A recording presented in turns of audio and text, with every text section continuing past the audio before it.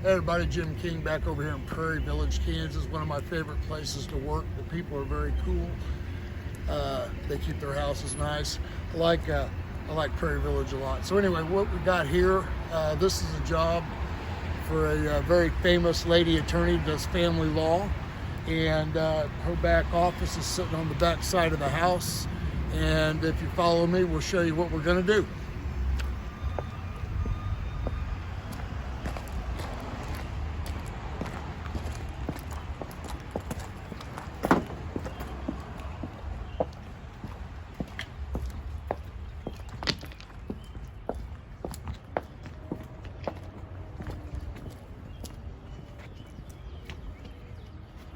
She runs her business out of this little room right here.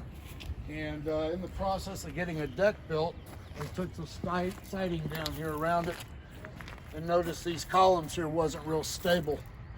And she called us out, and what I proposed to her is the cheapest way to stabilize this room is to come in here and pour 8 footings, 2 foot by 2 foot at 2 foot deep.